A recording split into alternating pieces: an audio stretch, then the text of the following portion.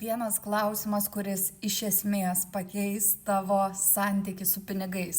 Ir prieš man užduodant šitą klausimą, pastebėk, kas įvyks tavo kūne. Jeigu tu įsivaizduotum, kad tu esi savo klientas ar savo darbdavys, ar tu savo mokėtum tiek, kiek tu norėtum, kad tau mokėtų? Ir šitą klausimą atsakyk ne iš proto, nes faktas, kad iš proto mes visi norim, kad mums mokėtų labai daug, ar norim gauti labai daug, bet pastebėk, kaip sureaguoja tavo kūnas, kas įvyksta tavo kūne, ar atsiranda kažkokia įtampa, ar atsiranda kažkokios priešiškos mintis, kas vyksta. Ir šioje vietoje yra didelė tikimybė, kad viduje išgirsi kritišką balsą, kuris yra ne tavo, bet įdėtas tavo tėvo ar motinos, ar tų žmonių, kurie buvo aplink tave ir tave augino. Tai nėra taip, kad tu negali turėti daugiau, tu tiesiog jautiesi nevertas būtent dėl to balso tavo galvoj. Ir jeigu nori tai pakeisti, jeigu nori sustiprinti savo savivertę, atkurti sveiką ryšį su pinigų energija,